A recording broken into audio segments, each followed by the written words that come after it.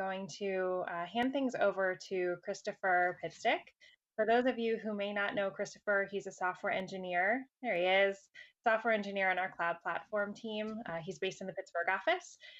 Christopher has been with Argo for over a year now. Correct me if I'm wrong, Chris, but I believe it was June of last year. Yes. Yep.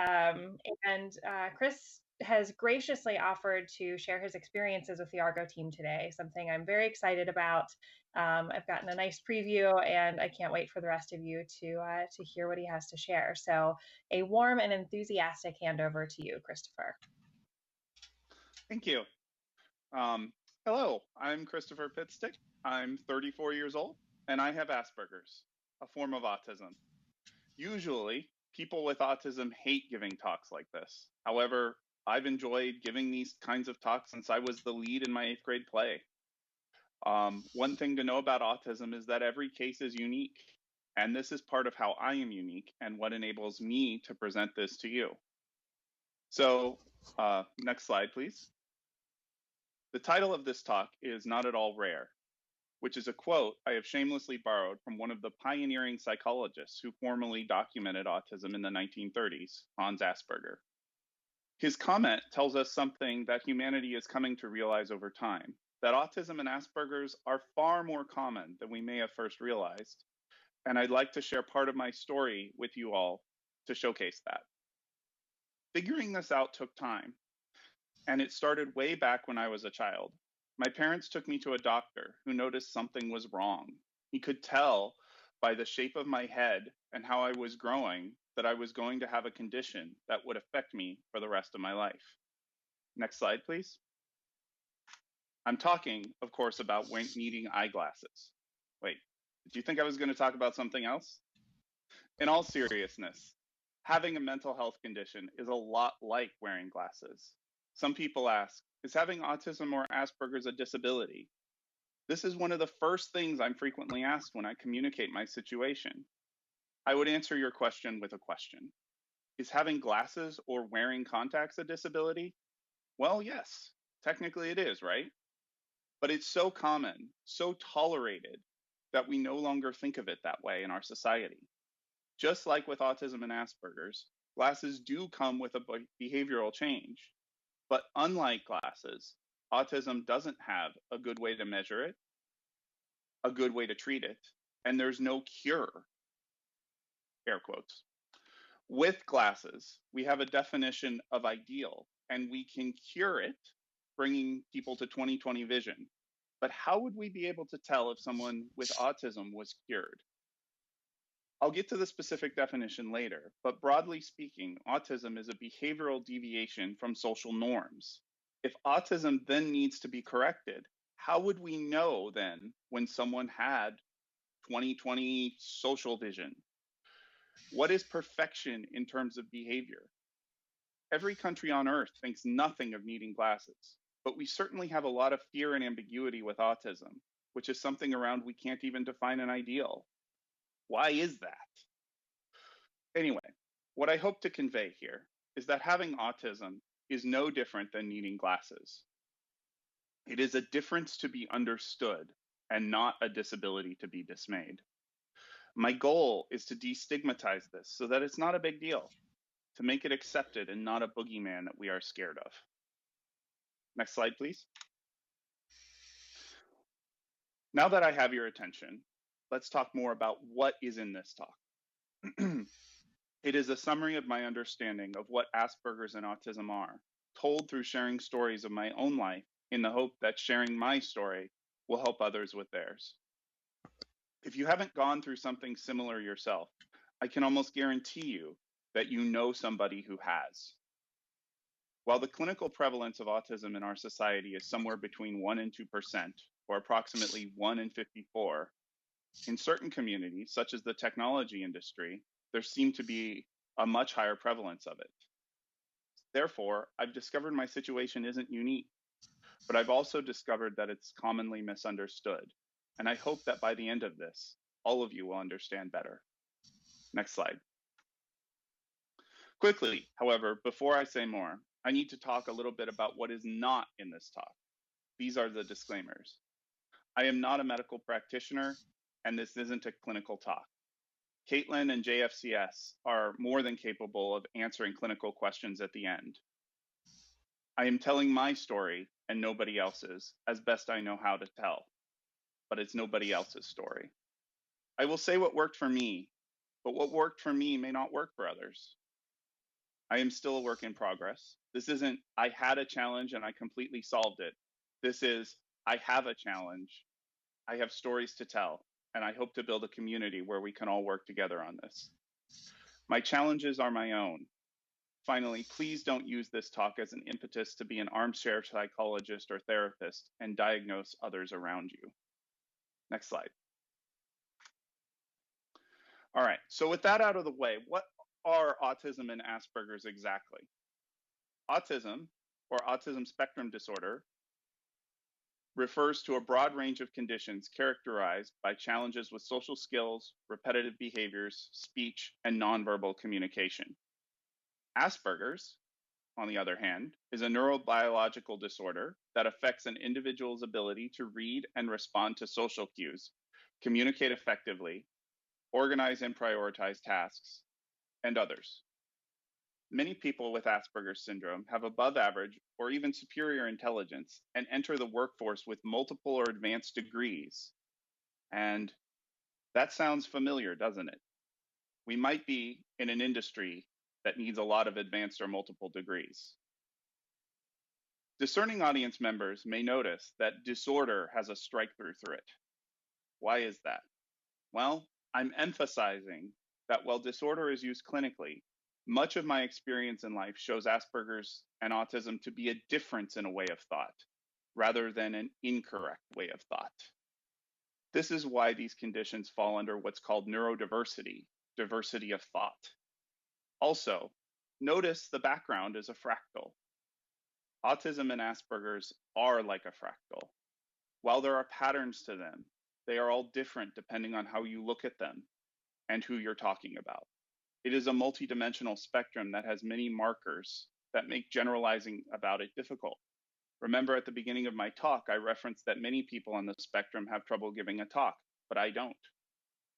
One final note, Asperger's is an autistic spectrum disorder. So for purposes of this talk from here on out, I'll use the terms autism and Asperger's interchangeably. Next slide, please. Are people with autism normal? Remember my earlier slide about eyeglasses? Are you normal if you have eyeglasses? Well, you do behave differently than those without glasses, right? So that isn't normal. Similarly, people with autism behave differently as well. Here's an example of something normal people do. They look you in the eye.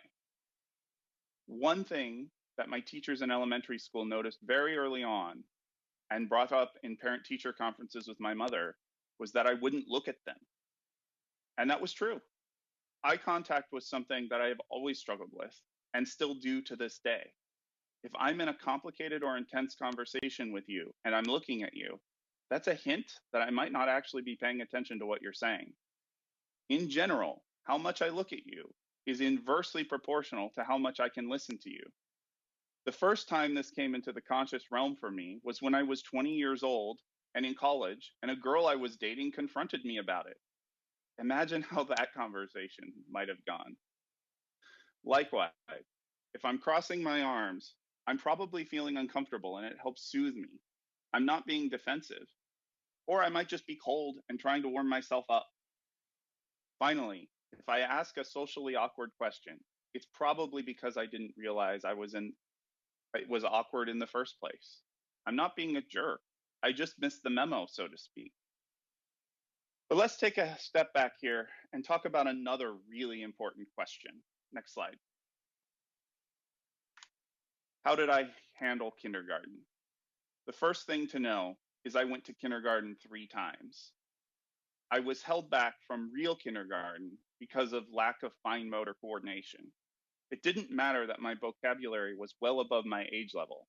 I couldn't hold a pencil, and my teachers were sticklers for handwriting. So, the first remedial kindergarten I went to was easy. I was there for about 2 weeks before I was kicked out to a second, slightly harder remedial kindergarten. When later I reached first grade, I was put into remedial math and reading. I had to go to a trailer outside of the school. I thought it was a lot of fun, but after about a month, I was also kicked back to the regular class. Fun meant it was too easy. Do you see a pattern here? Frequently, the teachers didn't know what to do with a kid who wasn't normal. I didn't fit into any of the established molds that they were used to and testing to. Repeatedly, I would be tested, be determined to be behind, put in something remedial, and then be kicked out of it back to the standard class quite quickly. Why did this happen? Well, it was because people with autism do not manifest skills consistently.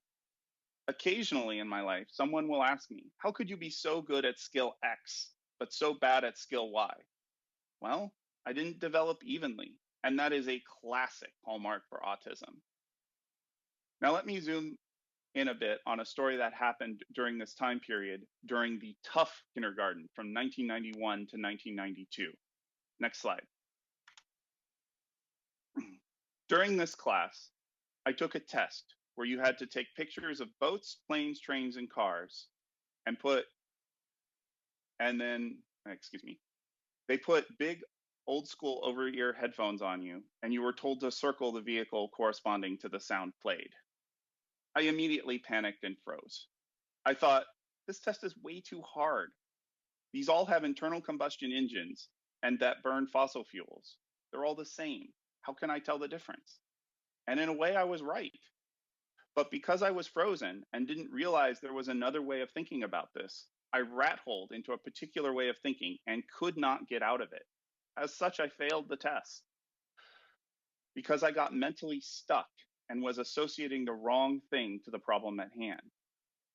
But this is an example of where autistics have a one-track mind. As a little kid, it was impossible for me to paradigm shift my thinking. I wasn't being rude or not listening or being disobedient. I literally didn't know how to get myself out.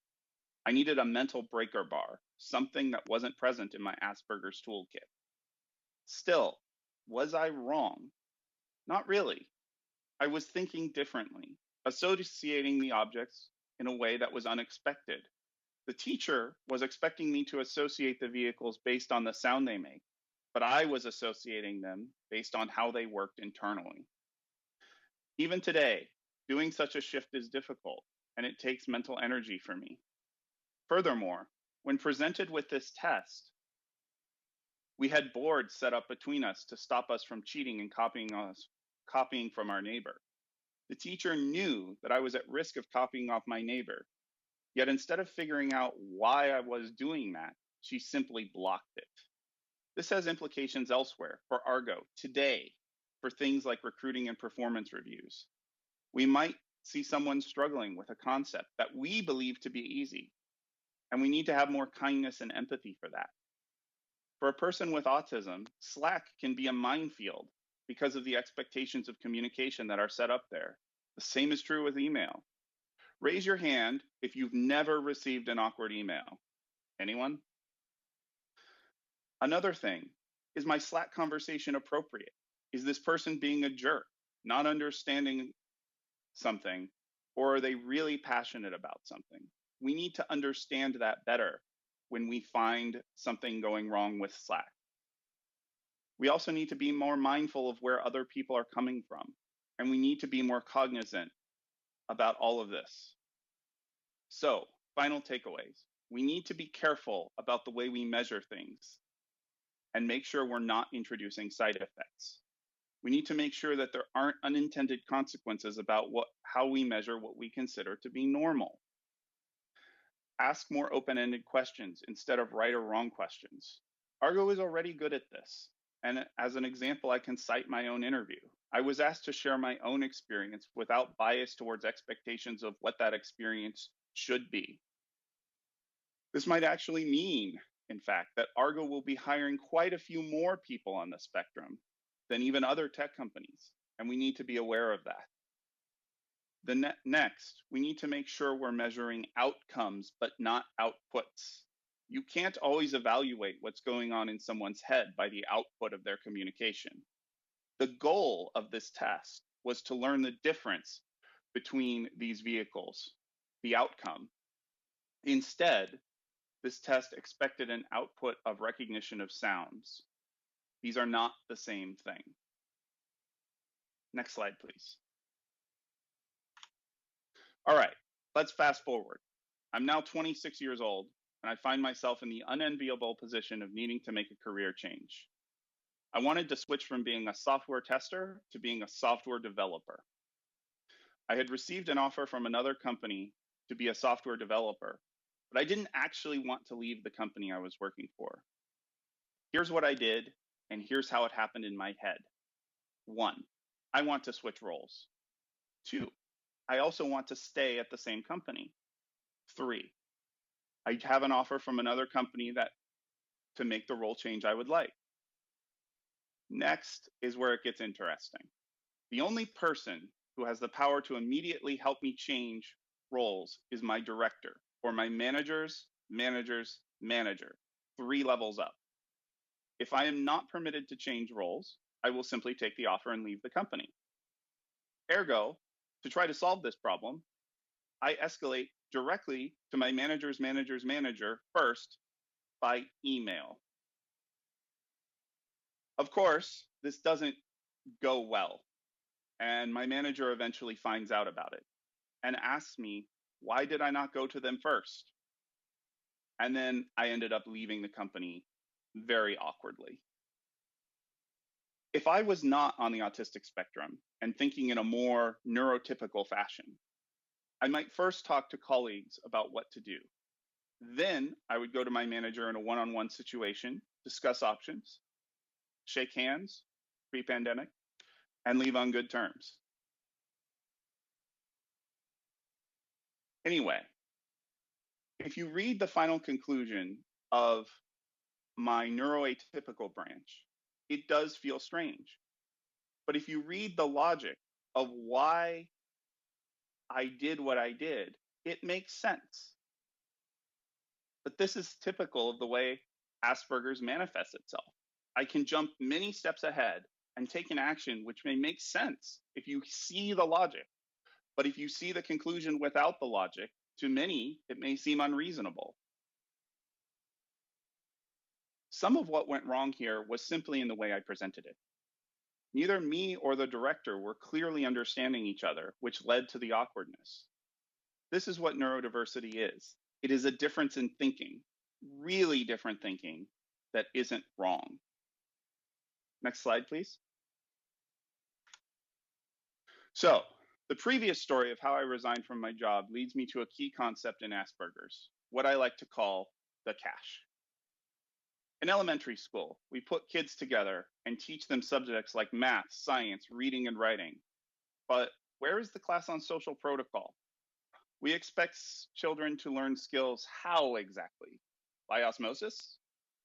Doing it this way, the rules one learns are then completely random as a function of your parents, your upbringing, and who you run into in life. And when you get into the real world, everyone thinks they know what the proper ways to interact are, but how can they be sure? There was no training. It was random.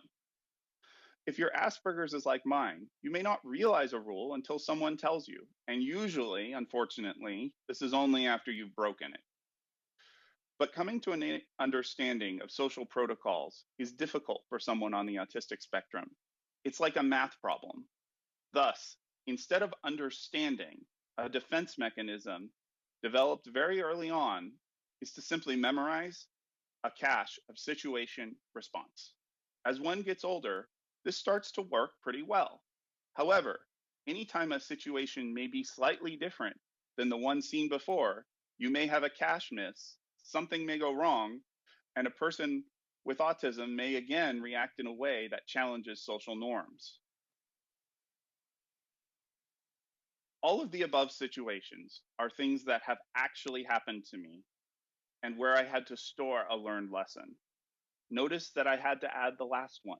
If you're going to resign from your job, do so by talking with your manager first.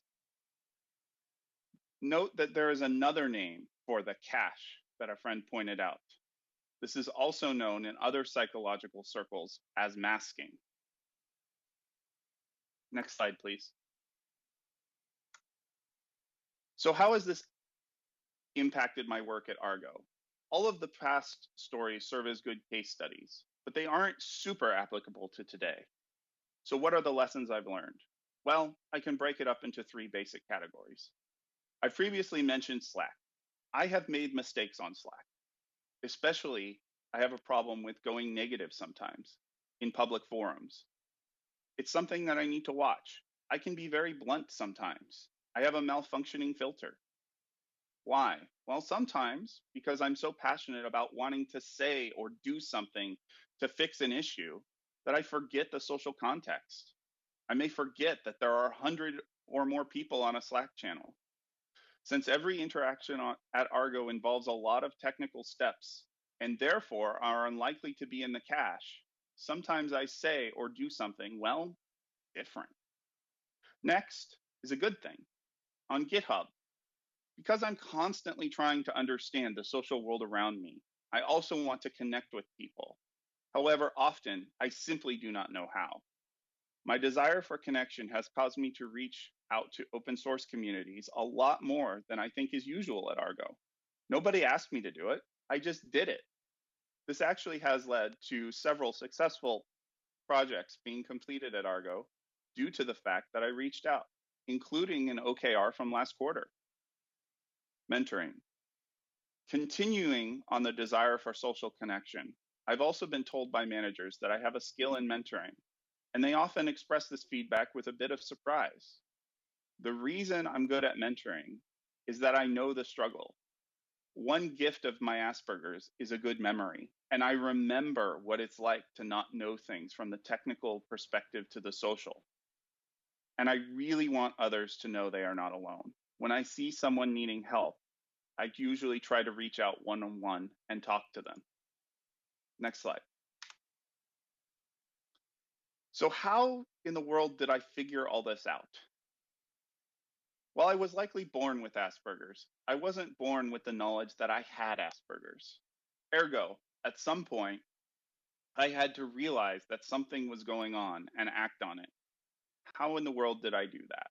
Well, it starts all the way back in 8th grade in the year 2000. A friend over AOL Instant Messenger told me I had Asperger's. My initial reaction was anger, and a lot of it. I shut this friend down, and then I didn't deal with it again until 15 years later. But what did it eventually take? Well, I had awkward interactions with roommates in college, as well as with girlfriends. Relationships would end in strange ways that I didn't understand. Eventually, I got tired of this and said something must be going on. This caused me to start seeing therapists. And while I was angry about my friend's comment in 8th grade, I never forgot it. And this was slow, and over time, I started to figure it out. Another is feedback from work. A manager once wrote in a performance review, communication is still a big area of improvement for you. So I took the feedback to heart. I read books. I sought out mentors. I reflected on past interactions. The point is, there was no one thing I did. It was a lot of things over many years. Still, sometimes this was still 2 steps forward and 1 step back. And as I said in the beginning of my presentation, I'm still a work in progress. I figured some things out, but I continue to grow in my understanding of myself and my Asperger's. What I've discovered has taken years, and I assume I have many more to go. Next slide. Finally, let's take what's been discussed here and turn this into concrete recommendations. The first is, what can you as an individual do? This talk is great, but you might be tempted to give a shrug emoji and say, all right, but what can I do? Well, here's what you can. First, directness. Be okay with direct but blunt, tell it like it is conversation. Bluntness from a neurotypical isn't rude. It's a natural way of communicating. Expect that I will be direct to you, and you can try to be direct with me. Patience and kindness. Still, at times, someone's communication style will be strange. When that happens, simply say, hey, I thought that was really rude, or I didn't understand that. But can you help me understand why this happened? Be patient and kind with language that feels unfamiliar, and you'll be able to better collaborate with not just neurotypicals, with neuroatypicals, but with everybody. Talk about it. Part of the reason it took me so long to understand my own Asperger's is because it wasn't talked about in our society. School counselors didn't bring it up, and teachers didn't know what to do about it. One way to fix this is to talk about it, to change the conversation, discuss the fact that this exists, that it's prevalent, and how it might affect society at large. That being said, do not go around diagnosing your family or friends. Only do that if you're approached directly. Next, actively destigmatize this. When you find yourself in conversations about this, remember that neurodiversity means different, not lesser. People on the spectrum lead full, productive, and beautiful lives. Remember that. Many today are still scared of autism and Asperger's. To many, it's a curse. Let's change that fear into understanding. So, if something negative is being said about the autistic spectrum, inject truth into that conversation. Those on the spectrum will only make progress in our culture if we make allies like yourself. Next, share your stories. I've shared some of my stories, and I'm certain I'm not the only one who has stories like mine. If you find yourself with a story about an interesting social interaction, share it and talk about it. And there are many more stories of mine where this comes from. Finally, if you think you yourself might be on the spectrum, do not be afraid to get help. If someone explicitly tells you of their own volition that they suspect they're on the spectrum, by all means, help them and talk to them about it. But in reverse, if you suspect someone you know may be on the spectrum, do nothing. Remember, when I was first told I had this, I reacted with anger. You can ask for clarification of behavior, but do not jump to a presumptive diagnosis, unless perhaps you're a therapist. Do not use the internet to diagnose yourself or others. We all know how dangerous WebMD is. Write things down. Don't assume that if something important came up in a conversation, you'll remember it. You may want to write it down to refer to it later. And finally, know that help is available. It is life-changing, and it is worth what it takes to get it. Next slide.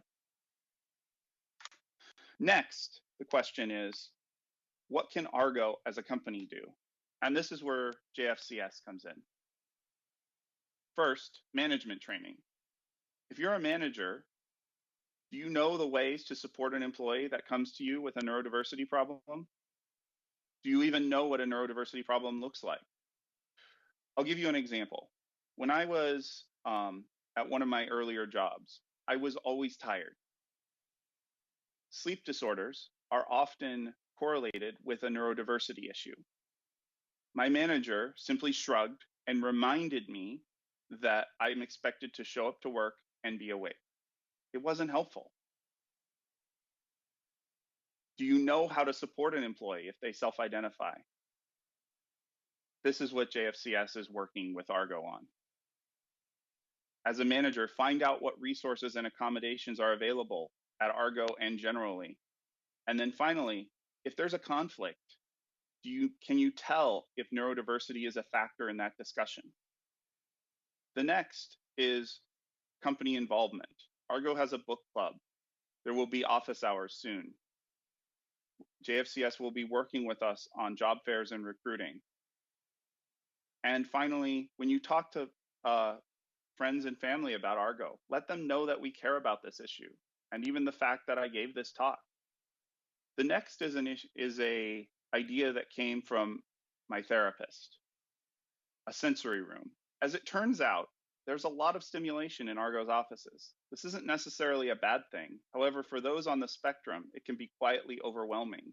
We need places to disengage where there's less stimulus. CMU's library, for instance, has something like this.